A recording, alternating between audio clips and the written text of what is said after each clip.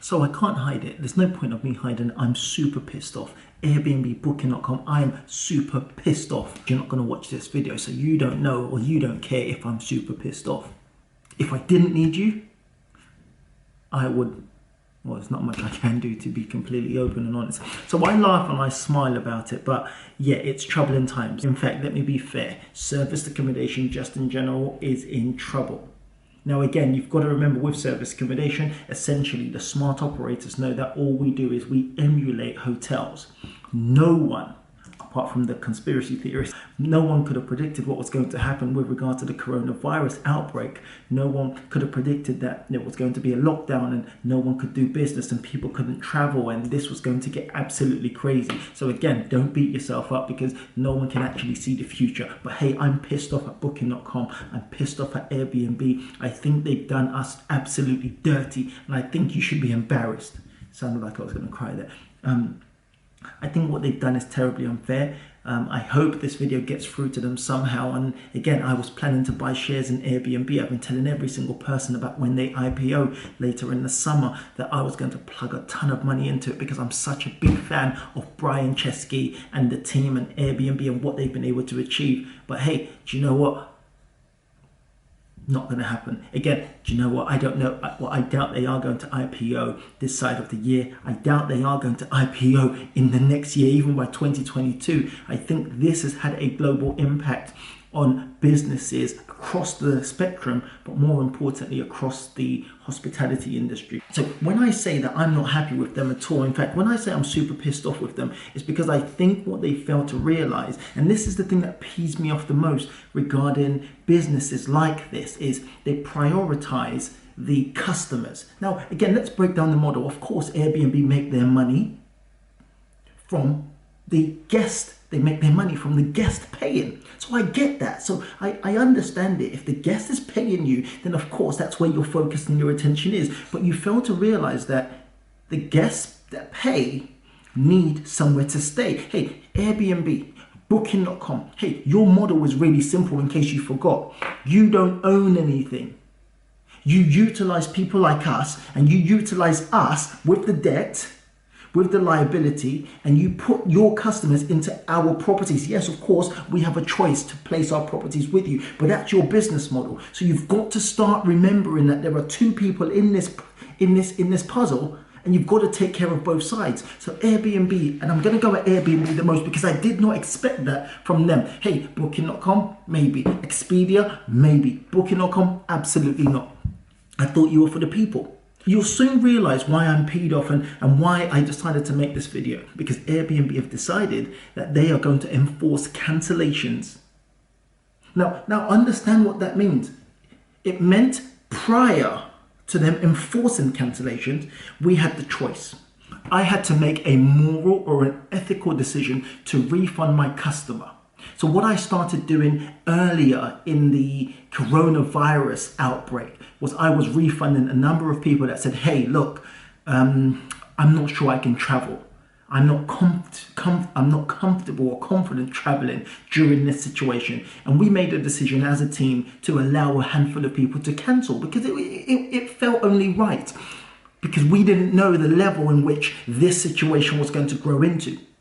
So once we realized that this thing was bigger than what we understood it to be, we made another decision as a team that it was impossible for us to cancel and refund every single customer, because if we did so, we would have no business left. So it meant people could go back to their insurance companies and they could make claims and then insurance companies could pay them out, which means we as a business can still survive, we can still operate, and we still have cash to run our business. Airbnb, get into the picture. So I'm going to read you what Airbnb have said, if I can find it right here. So Airbnb have triggered, sounds like Brexit, they've triggered article extenuating circumstances. So I'm going to read it out to you here. So it says, on the 11th of March, the WHO, the World Health Organization, declared the outbreak of coronavirus, known as COVID-19, to be a global pandemic. Since then, the outbreak has evolved rapidly, with the government around the world taking swift action to slow down the spread of COVID-19. I get it. I understand. We're doing everything we can as well to slow it down. We're staying indoors. Okay, we can't run our business. That's fine. That's not your fault. Hey, I'm going to show you where your fault is, because you fail to recognize that part of this puzzle involves people like us who have got bills to pay, who have got families to feed, and who have got businesses to run. So let's carry on. In summary. So in fact, I'm going to skip through the summary and I'll put this link in so you can have a read yourself later as well. So what they've said essentially is two things. Reservations made on or before the 14th of March 2020. Reservations for stay on Airbnb made on or before the 14th of March with a check-in date between the 14th of March to the 14th of April may be cancelled before check-in. Now, what's the flipping point of us having cancellation policies if you can just climb in there when you want to and change those policies where it offers us no protection? Because if we knew this was going to happen, then every single person would have complained earlier on. But again, we didn't know. The point I'm trying to get at is this. Hey, no one owes anyone anything. We're all entrepreneurs, which means we've got to go with the tide. Things are down right now. We've got to figure out what we're going to do to make sure we actually survive it. I'm not asking Airbnb for a handout. I'm asking to be fair. If you're taking money to give back to the host, then you've got to consider that at some point there has to be something that protects us as well. So let's go straight back. It says check-ins between the 14th of March till the 14th of April may be cancelled before check-ins. This means that guests who cancel will receive a full refund.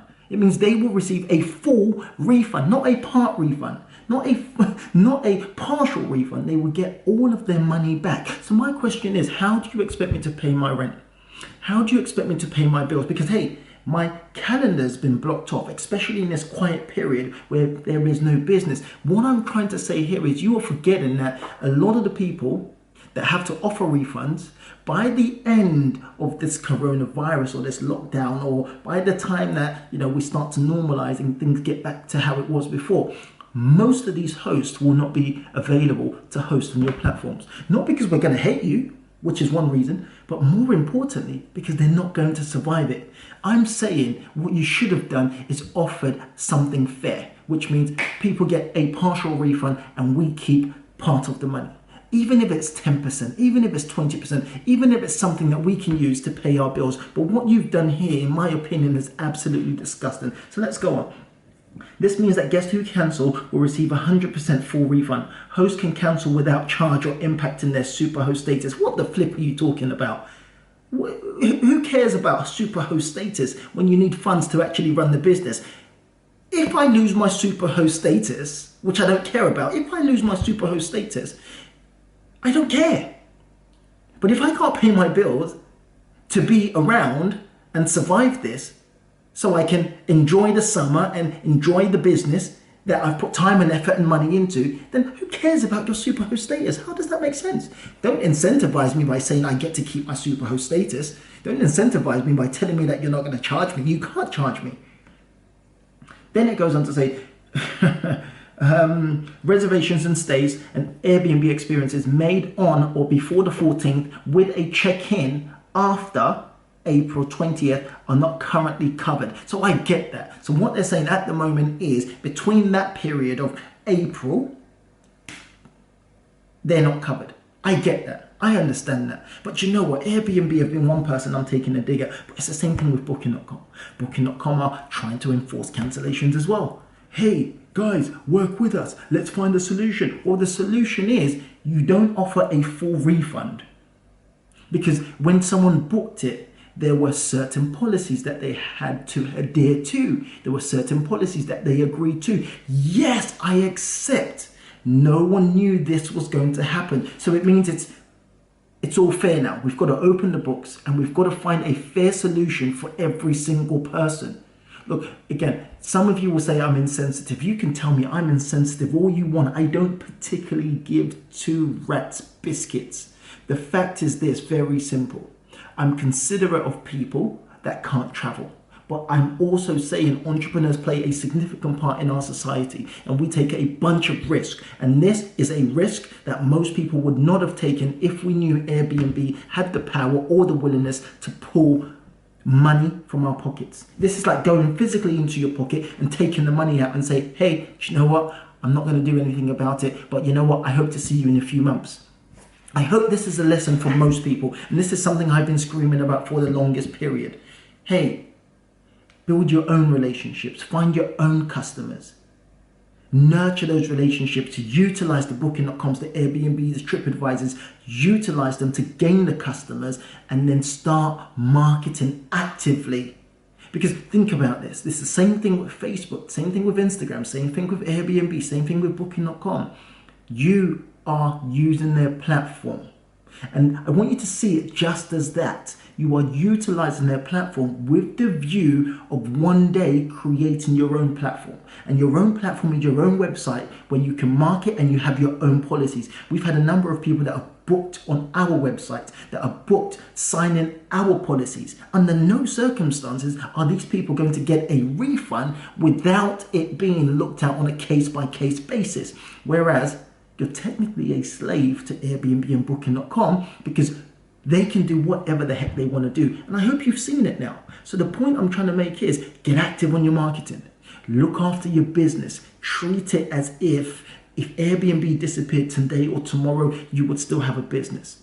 Again, I sympathize, I empathize with a ton of people. Of course, it's difficult for us at the moment, but having multiple units makes things a little bit easier. Of course, my liability is greater, but it means some of our units that are untenanted versus some of our units that are tenanted. I use the word tenanted just to give an understanding for the people who don't know. I mean, some of our properties that have guests in there and some of them that don't have guests in there. The ones that have guests in there are helping us balance out the ones that are currently empty. And we've had to issue a bunch of refunds, not because we wanted to, but because these crazy guys that we're using their platforms ultimately run the show. So how about this? It's a big fat dictatorship.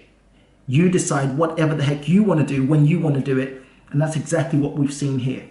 So they go on to say reservations made after the 14th.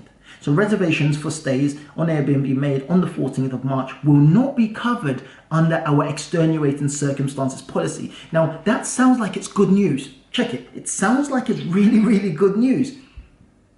But it's not. It's not. Because what's going to happen if this issue carries on a little bit longer? What's going to happen if we can't get back to normal life anytime soon? Airbnb, in my opinion, hey, don't sue me, in my opinion, is going to extend it. And they're just going to change it, just as what they've done. They've showed us right here that they have the power to change and implement whatever they want. So they've said here, reservations for stays made after the 14th will not be covered under extenuating policies, except for where the guest or the host is currently sick. So how are you going to prove it? Do I have to send you a letter from my doctor? If someone stays in my property and they're not leaving, what happens at that point? So it says, COVID-19 related circumstances does not include transportation disruptions and cancellations, travel advisory restrictions, health advisors, quarantine, changes to public, blah, blah, blah, blah, blah, blah, blah, blah. You can read that stuff yourself. The point I'm trying to make across this video is, yes, I am pissed off. Yes, look, as host, we've got a lot to do, a lot to think about. I really wish, this is my desire, I really wished when this entire thing picks up, every single person says, hey, do you know what, Airbnb and booking.com, you've put us through quite some trouble. You've put us through quite some heartache. Do you know what, we're going to take a little break from you. And I hope, which I know is not going to happen, but I hope it happens so that they see the impact of how they've treated hosts, who in my opinion are probably the most important component in here. You can have a bunch of customers that need somewhere to stay, but if there's no hotel, service accommodations, caravans, hostels, if there's nowhere for them to stay, then you have no model. So again, it just blows my mind why you would force a cancellation like that without offering anything to protect us. So you're going to see it, Airbnb, booking.com, you're all going to see it, that once we get over this situation, once we're back, you're going to see the amount of bookings and the amount of service accommodation hotels listed on your platform, it will drop. It has to drop, because I know of many people who are not going to be able to weather this situation. So what do? We can sit here and complain, or you can start to look for ways going forward to protect yourself from every angle, which means if you're running a business by using a third-party business or third-party website, find and build systems to protect yourself so you own that relationship with your customer. Just before we do that, Just before we do that, what I find extremely crazy, what I find really crazy is this. Have a look at this. I don't know if you can see this.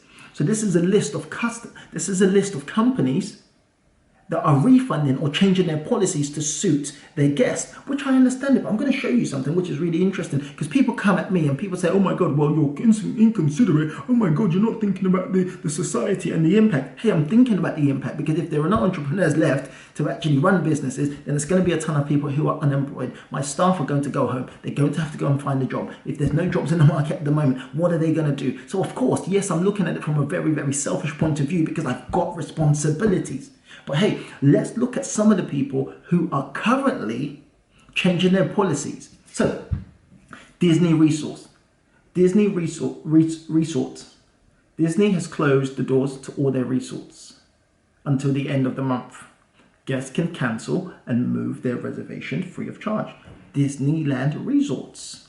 Disney has closed the doors to all the resorts and their theme parks until the end of the month. So guests can cancel and move their reservations free of charge. No problem. Cool. Disney, check the name. Four Seasons Hotels, check the name. Guests traveling from China, South Korea, Iran, and Europe can waive their cancellation fees throughout Europe. Hilton Hotels. Hilton is waiving all change fees and is offering full refunds to any regions that's been affected by government-issued restriction. Hyatt Hotels. The group is waiving all cancellation fees for stays until the end of March for guests living or staying in China, South Korea, and Italy. IHG Group, which owns the Holiday Inn, Crown Plaza, Intercontinental, waiving all cancellation fees for new and existing bookings made in March and April. Marriott Hotels. I could list hundreds of hotels. But why is that different to us? These are large entities that can absorb some of these costs. These are large entities that can take some of these hits, but we're small, tiny businesses. So how do you expect us to survive? Yes, I get it. We're entrepreneurs. We're going to find a way to survive. And that's the true testament of an entrepreneur. If you're going to find a solution, I get it. But how about you're not the one that forces us into a corner? Catch you soon. Have a fantastic day.